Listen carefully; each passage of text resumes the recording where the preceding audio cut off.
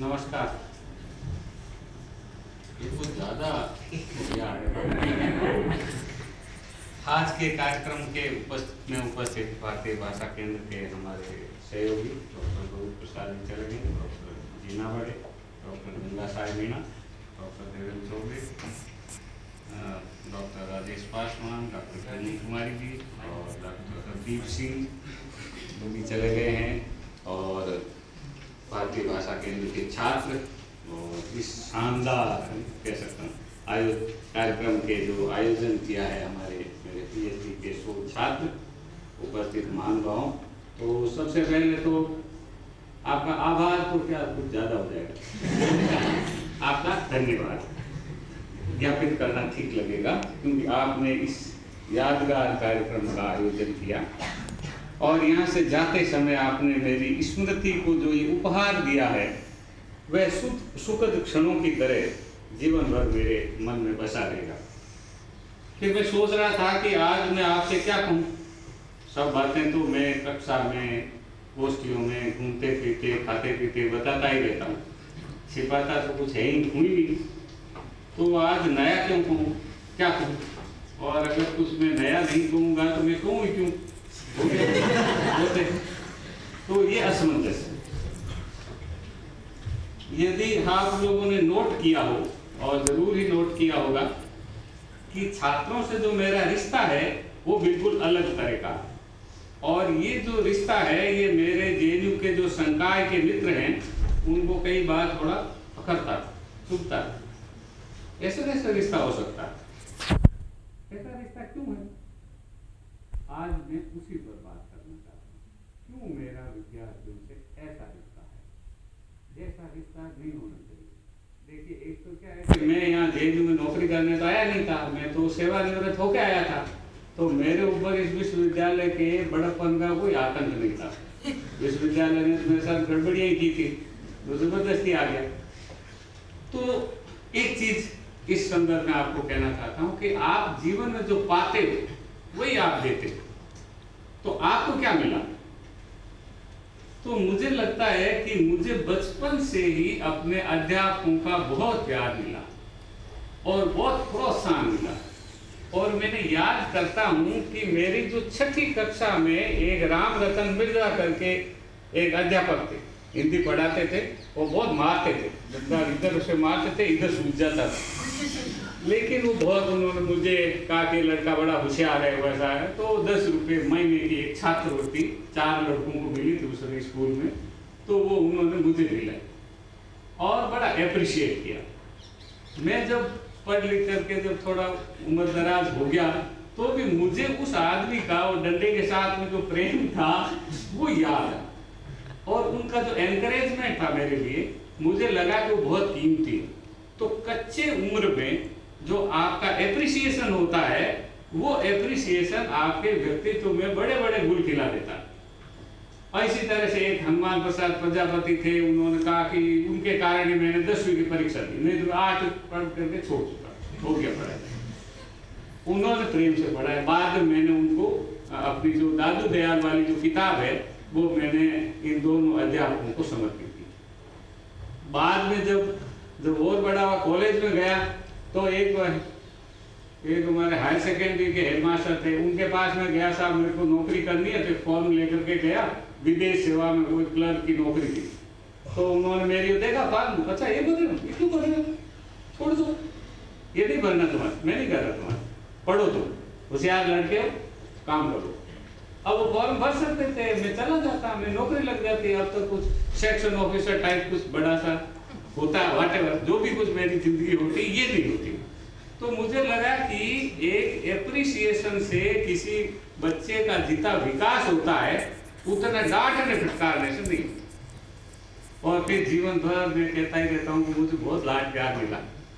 आप लोग सोच नहीं सकते थे, मैंने पहली बार इतनी फीकी और खराब चाय मैनेजर पांडे के हाथ से बनी हुई पी थी। मैं तो मीठी चाय पीने वाला शौकीन, और खिचड़ी उन्होंने खुद बना करके मुझे कई बार अपने घर में खिलाई। उसको खिचड़ी उचड़ी बनाना नहीं आता था, वो खुद ही बनाते थे, उसमें सब डाल देते हैं, चावल दाल सब।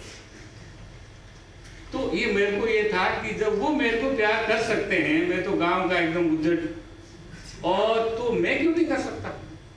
तो मैं भी प्रेम कर सकता भाई। एक चीज मेरे दिमाग में हमेशा ये। दूसरा, नावर जी ने मेरे को ये कहा, हम जो पढ़ते थे बाकी उनका प्रेम प्यार तो अपने ढंग का था, ये दोनों टीचर बहुत दबंग डराने वाले थे, लेकिन मुझे इन्होंने कभी डराया नहीं। मैं मेरे से कहा इसको डरा नहीं सकते, डराना वराना हमको पसंद नहीं। अच्छा भाई कैसे प्रेम से बोलो, नहीं टिका तो इस एहसास हुआ होगा। उसके बाद से मैंने कहा कि नहीं, भय से नहीं होती प्रीति कंसर्न से होती है, प्रेम से होती है। इसलिए मैंने ये रखा कि सभी विद्यार्थियों से जो आता है उसे आप अच्छी तरह बोलो, ये विकसित हो सकता है। मेरा भी बड़ा मन था कि सोनम कोई बावली सी आई थी कि इसको पीएचडी करो, लेकिन इसको विकसित करने के लिए जितना समय मुझे देना चाहिए, ये इसके लिए जितना चाहिए उतना समय मेरे पास नहीं। इसी तरह के एक दो और विद्यार्थी भी थे जिनको मैं चाहता था कि आ जाए तो मैं इनको पढ़ाऊं, रिसर्च ये मेरे साथ करें, लेकिन वो सब नहीं हुआ। तो नावर जी के से एक चीज वो आपके साथ भी आई, इसीलिए कि वो कभी भी उन्होंने मुझसे पान के पैसे नहीं देने। मेरे को कहते जाओ वो है उसे पैसे ले आना, 50 पैसे का पान आता, पैसे मत देना।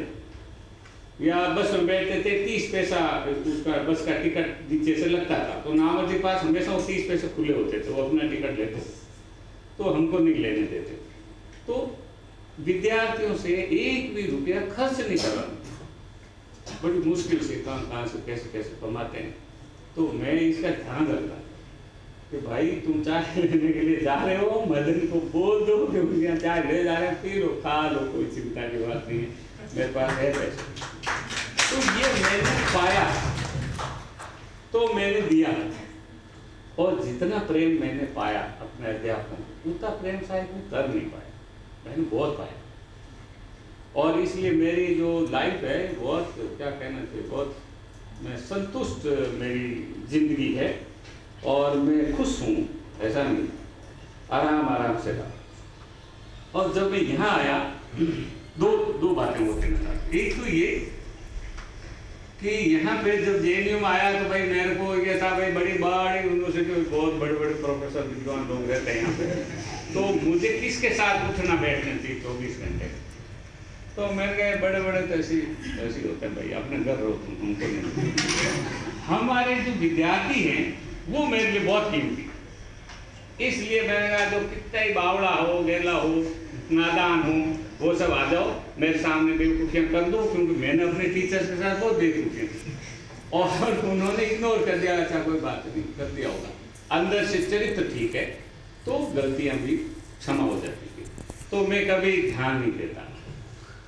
मुझे सिर्फ, और मेरे को ये था कि विद्यार्थी से तो मेरा झगड़ा हो ही नहीं सकता। एक बात जरूर जिनेंद्र शिकायत भी करता है फेसबुक के अंदर, तो मैं आज उसको बताना चाहता हूँ, है वो तो मुझे जब क्रोध आता है तो मैं व्यक्त नहीं करता। आपने गलती की और मैं चुप हो गया, तो इसका मतलब वो क्रोध मेरे अंदर जम गया और वो दूर हो नहीं सकता, मैं चाहूं तो। इसलिए मैं क्रोध करने से डरता हूं, और जिसको मैंने डांट दिया इसका मतलब वो क्रोध खत्म हो। तो ये एक बार एमफिल की परीक्षा का लेकर के बड़ा धूमधाम इस विश्वविद्यालय में हुआ था, बड़ा आंदोलन, फेसबुक वगैरह सब चला था। तो उस समय 2 छात्र प्रतिनिधि थे, और दोनों से मेरी अच्छी बातचीत थी। जिनेंद्र था और एक जाइदुल था, जो शोध समाज में चला था। तो मैंने सोचा भाई विद्यार्थियों को तो पता है ना कि मैं बेईमानी नहीं करता, मैं कॉपी जांचने में, नंबर देने में कुछ नहीं करता, मैं एकदम नियम से काम करता हूँ। वहाँ गए तो ये भाई लोग मेरे खिलाफ बोलने लगे, मैं एज चेयरमैन बैठा, तो इसके कारण मेरे को बहुत जोर आया अपने आप को, अपने सेंटर को डिफेंड करने, और मुझको इतना तेज क्रोध है। मैंने क्या बात है, इनको पता नहीं कि इनकी एक वाक्य का एक मतलब होता है। तुरंत वाइस चांसलर रेक्टर के साथ बैठे थे, वो कहते हैं चलो तुम्हारा चेयरमैनशिप हटाई जाती, यू मे बी सस्पेंडेड, क्योंकि बहुत सीरियस आरोप है कि आपने गलत ढंग से कॉपी जांची। और उस समय ये बोले चले जा रहे बेवकूफ कहीं थे, तो वो बहुत गुस्सा है। तब फिर मैंने इनको डांटा। बाकी मेरे को पता था कि इन्होंने बेवकूफ़ी में किया, क्योंकि ये भी नहीं जानते थे बाद में इंक्वायरी में जो भी कुछ हुआ। तो अगर फिर भी मैंने किसी को डांटा हो और तो मैं क्या कर सकता हूँ, क्षमा, आप भैया गलती करो, और भी बड़ी महान लोग आपकी पिटाई करें, मैं क्यों करूँ, इसलिए आप अपना चाहो। दूसरी बात कि यहाँ पर जब मैंने विद्यार्थियों के साथ में जो रिश्ता रखा, उसमें यह था कि भाई बड़ा कौन है। तो मैंने ऐसा सोचा कि मेरे लिए तो वो स्कूल मास्टर बड़ा, जिसने 6ठी कक्षा में वो 10 रुपये दिए, उस समय तो कोई नेता मंत्री है, वो मेरे क्या काम के। तो आपके जीवन में तो अभी बड़ा वो, जिसका आप अभी कुछ प्रोत्साहन का 1-2 वाक्य बोल दोगे, उससे वो विकसित हो जाएगा। तो वो मेरा मतलब क्या है, वो हुआ। इसलिए मैंने अपना जो भी समय था, न सेंट्रल ऑफिस में गया, न यहाँ के वाइस चांसलरों से दोस्ती की, न रजिस्ट्रार के पास गया किसी से, और न यहाँ के डीन डायरेक्टर बहुत बड़े बड़े थे, जो मिलते तो डर के मारे नमस्ते करके जल्दी से भगता कर गए, इनसे आगे नहीं बोलना पड़े, बातचीत नहीं करनी पड़े, और अपने विद्यार्थियों के साथ ही रहा। और जो प्रेम विद्यार्थियों का मिला, उसका मैं सचमुच बहुत आभारी हूँ। और नहीं तो पक्का मेरे को बीपी या शुगर हो जाता। इसलिए इंग्लिश विद्यालय में नौकरी करना इजी नहीं है, बहुत जटिल है। ये डगर जो है ना, प्रेम की डगर बड़ी मुश्किल डगर है, लेकिन विद्यार्थियों ने मेरे इस जीवन को बहुत सरल बनाया, आसान बनाया और कॉन्फिडेंस दिया। टीचर को भी कॉन्फिडेंस की जरूरत होती है, ऐसा नहीं है कि टीचर को कॉन्फिडेंस की जरूरत नहीं होती। और उनको ये लगा कि हम जो काम कर रहे हैं वो हम ठीक काम कर रहे हैं। तीसरी बात कि मैं ऐसा मानता हूँ, थियरी में भी मानता हूँ कि साहित्य भाव व्यापार है। मैं तो रामचंद्र शुक्ल से सहमत, इतनी आइडियोलॉजियाँ बहुत चलती है ना, लेकिन मैं कहता हूँ साहित्य भाव व्यापार है। भाव बहुत महत्वपूर्ण है। भाव आपके शब्दों में रहते हैं, उन शब्दों के पीछे भाव रहते हैं, भावों के पीछे आपका व्यक्तित्व रहता है। इसलिए आप वहाँ से चीज़ों को जब जानते हैं, तब चीज़ों का आप बेहतर तरीके से जानते हैं। और इसीलिए मेरे लिए आप लोगों की भावनाएं बहुत महत्वपूर्ण है। और 31 तारीख तक जो रिटायरमेंट की डेट थी, तब तक मैं बहुत व्यस्त था, मुझको पता नहीं था कि कुछ रिटायरमेंट भी होता होगा। 5 बजे 6 बजे के बाद देखेंगे। अभी तो पीयूष का वाइवा कराना, मेरे को काम कराना।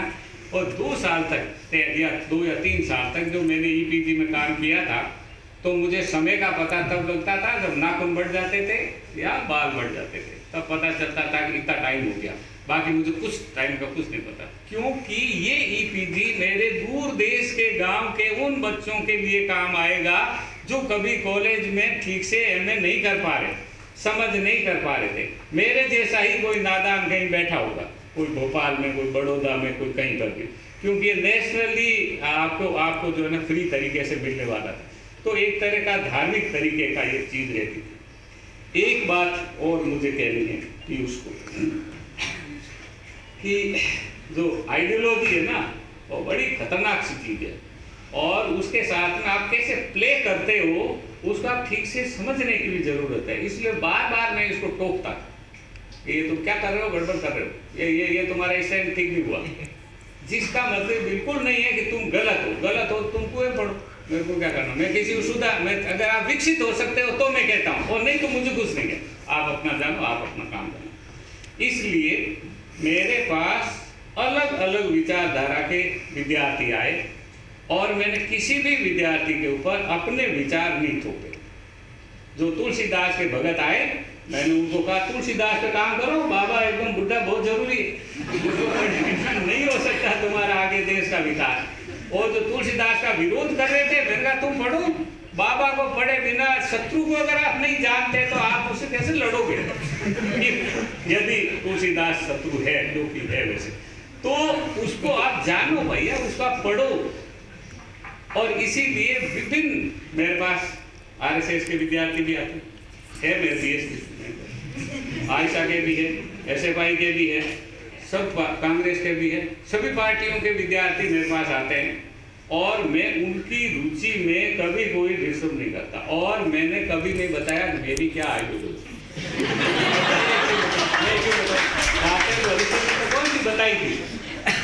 अगर आप मेरे पढ़ाने से मेरी आइडियोलॉजी नहीं जानते तो ऐसे बेवकूफों को आइडियोलॉजी जैसे आप जो चीज है उसको आप लिए हो, क्योंकि आइडियोलॉजी एक्शन में ट्रांसलेट होती है। तो आप एक्शन से आइडियोलॉजी के अंदर भी जाना आपको आना चाहिए। अगर आप आइडियोलॉजी का बिजनेस करते हो, बिजनेस स्पोर्ट बिजनेस ही करते हो, तो इसलिए बहुत जटिल सा मामला होता है। और दूसरा, मैं तो मानता हूँ भाई हमको भी सब चीज़ मिलनी चाहिए, गुड़ खाना चाहिए, मेरे को भी मिठाई मिलनी चाहिए, वो सब होना चाहिए। लेकिन एक चीज़ और मानता हूँ, जो लास्ट होगा, कि जो कोई टीचर विद्यार्थियों को ठगना है ना, बहुत आसान होता है, सुपर डुपर आसान।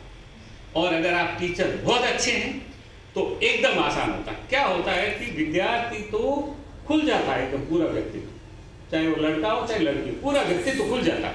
अब आप चाहे जो करो, और ऐसे में कोई भी व्यक्ति गड़बड़ करता है तो मेरी नज़र में अक्षम्य होता है, तो मैं उसको कभी अप्रिशिएट नहीं करता। और दूसरी जगह पे कोई करता है तो मैं उसको थीसिस में एग्जामिनर भी नहीं बनाता। मैं करनी वो गड़बड़ आदमी, मेरे को उससे रिश्ता नहीं रखना, वो ऐसा गड़बड़ करता है।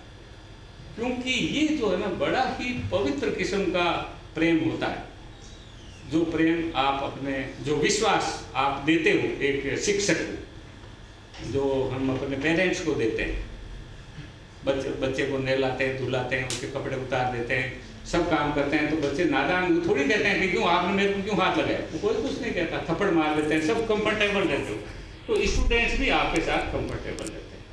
तो मैंने इसका बड़ा, क्या कहना चाहिए, बहुत ध्यान रखा और बहुत सच्चे मन से मैंने प्रेम किया। और मुझे लगा कि आप लोगों ने उस प्रेम की कदर की। आमतौर से प्रेम की कदर होती नहीं है, लेकिन मुझे लगता कि है। और मैं इसी विश्वास से मैंने अपना जीवन जिया, अपने अध्यापकीय कर्म किया, जो कर्म मुझे लगा कि ये हमारे देश के विद्यार्थियों के अच्छा। और इसमें मैंने कोई जातिवाद नहीं करा, कोई क्षेत्रवाद नहीं करा। क्षेत्रवाद तो इसलिए नहीं करा कि हमारा चाचा ताऊ जो पड़ोसी है वही तो एनिमी दिखाते हैं, तो कहाँ से करोगे भैया, सब बराबर। इसलिए प्रसाद जी कहते हैं सब धरती मिट्टी, सब मनुष्य एक जैसे बेवकूफ़ हैं, बोले डाले हैं, नादान हैं, बच्चे सब एक अपने हैं। और इसीलिए आपस के इनके झगड़े एक तरफ, हमारा जो है भाव एक तरफ। और हमसे अगर आप अच्छी तरह से रखते हो तो अच्छा है, बाकी तो आप दुनिया है, घूमो। एनीवे, बहुत सारी बातें आप लोगों ने कही और मुझे भी इतनी देर सुनना अच्छा लगा। इस बात का, ये बात नहीं कि नींद आने लगी।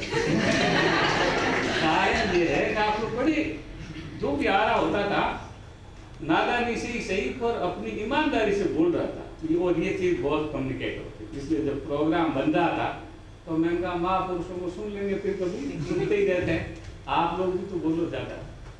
खैर, आप लोग कितनी बड़ी संख्या में आए, और गोविंद जी ठीक का नामर्जी के बाद ये कमरा तो मेरे लिए ही भरा।